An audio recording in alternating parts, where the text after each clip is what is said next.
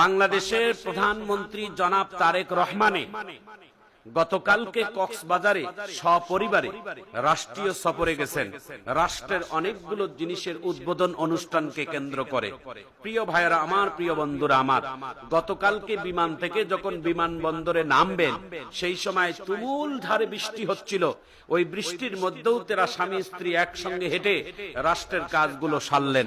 কিন্তু সব থেকে বড় আকর্ষণ তিনি করেছেন, সব থেকে বেশি প্রশংসায় ভাসছেন একজন প্রধানমন্ত্রী বাংলাদেশের। তার কাঁধের মধ্যে ব্যাগ কেন? প্রধানমন্ত্রীর কাঁধে কেন ব্যাগ? তার ব্যাগ বহন করার কি কোনো লোকের অভাব আছে? তার জুতা বহন করা, তার ব্যাগ বহন করার কি লোকের অভাব আছে? তিনি তো রাষ্ট্রের সর্বোচ্চ, তিনি একজন সম্মানী ব্যক্তিত্ব, আল্লাহ তাকে বানিয়েছেন। একজন রাষ্ট্রের প্রধান মানে কি?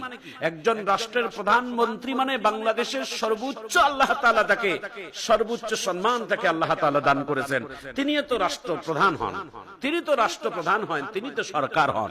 এই মুহূর্তে বাংলাদেশের প্রধানমন্ত্রী জনাব তারেক রহমান, তার দিক থেকে হয়তো যোগ্যতা কারো থাকতে পারে, তার থেকে বয়স বেশি হতে পারে, তার থেকে অনেক মানুষের টাকা বেশি হতে পারে, কিন্তু এদেশের তিনি বর্তমান তিনি প্রধানমন্ত্রী মানে বাংলাদেশের সর্বোচ্চ সম্মানের মাকাম আল্লাহ তাআলা তাকে দান করেছেন। কিন্তু তিনি অনেকগুলো দৃশ্য দেখে গোটা পৃথিবীর মানুষ অবাক হয়েছেন যে তার ব্যাগটাও বহন করার মতো কোনো মানুষকে তিনি দেন না। ব্যাগের মধ্যে আছে কি তা? তিনি কাউকে ব্যাগটা দেননি। তার সফর সঙ্গীরা অনেকেই ব্যাগটা টেনেছেন যে আমাকে দেন স্যার, ব্যাগটা দেন, কিন্তু তিনি ব্যাগ দেননি। ব্যাগটা নিজের কাঁধে রেখেছেন। এবং তিনি এত প্রটোকল প্রশাসনের, তার সিআইডি, তার পুলিশ প্রশাসনের প্রটোকলের মধ্যেও তার হাজার হাজার মানুষ যখন তাকে স্বাগত জানায়, এর মধ্যেও তিনি আশ্চর্য ঘটনা হচ্ছে তার নিজের স্ত্রীকে তিনি ভুলে না। যখন তিনি সামনে আসে, পিছনে বারবার ঘুরে তার স্ত্রীকে দেখে যে তার স্ত্রী ঠিক আছে কিনা, তার কাছে আছে কিনা। কি দায়িত্ববান একজন প্রধানমন্ত্রী আল্লাহ তাআলা আমাদের দেশে আল্লাহ তাআলা মিলিয়ে দিয়েছেন। কিছু ভালো প্রশংসা করা এটা আমাদের ইমানি দায়িত্ব। তবে কোন অন্যায় কাজ করলে যে আমরা ছাড় দেই এমনটা নয়। আমরা অনেক সময় যদি প্রধানমন্ত্রীরাও যদি অন্যায় করে, দেশের সরকারি দলও যদি কোনো অন্যায় করে, ইমানি দায়িত্ব হচ্ছেন তাদের অন্যায়গুলোকে চোখে তুলে ধরা এবং তাদেরকে প্রতিবাদ করা।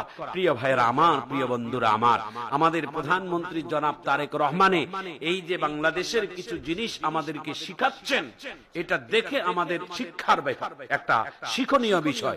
কারণ এই শিক্ষাগুলো, ছোট ছোট শিক্ষাগুলো কিন্তু এমনি এমনি তিনি হঠাৎ করে শেখেননি। আমরা দেখছি যে তার হাতে অনেক সময় টিস্যু দেয়, গরমে তার ঘাম ছুটে যাচ্ছে, টিস্যু দেয়। এই টিস্যুটা মোছার পরে এই ঘামের টিস্যুটা তো তিনি অন্য জায়গায় বা কারো হাতে বা কোনো জায়গায় ফেলাই দিতে পারেন, কিন্তু প্রধানমন্ত্রী তা করেন না। তার ঘামের টিস্যুটাও তিনি নিজের পকেটের মধ্যে রেখে দেয়, যাতে করে কোনো মানুষের জন্য কোনো আঘাত যেন, কষ্ট যেন না হয়, কোনো মানুষের জন্য কোনো পরিচ্ছন্নের ব্যাপারে যেন কোনো বিবাদ যেন না ঘটে। তিনি নিজের ঘামের টিস্যুটা পর্যন্ত নিজের পকেটের মধ্যে রাখে, নিজের হাতে তিনি ডাস্টবিনের মধ্যে ফেলাবে বলে। এই ছোট ছোট শিক্ষাগুলো, এই শিক্ষাগুলো তারেক রহমানে কিন্তু একদিনে পায়নি। এটা পারিবারিক শিক্ষা। ছোট ছোট বাচ্চাদেরকে এই পারিবারিক শিক্ষাগুলো আমাদের ছোট্টবেলায় বাবা মাকে দেওয়া দরকার। বাবা মা যদি এই শিক্ষাগুলো আমরা দেই, তাহলে এই বাচ্চাগুলো আমাদের ভবিষ্যতে যে বড় আলোকিত হয়ে যাবে। একজন শিক্ষিত মানুষের পরিবার থেকে যখন একটা সন্তান ভবিষ্যৎ হয়, এই জন্য বাংলায় একটা প্রবাদ বলে, গাছ ভালো তার ফল ভালো, বীজ ভালো তার ফসল ভালো, উস্তাদ ভালো তার ছাত্র ভালো, পীর ভালো তার মুরিদ ভালো, সরকার ভালো তার দেশের জনগণ ভালো, বাবা মা ভালো তার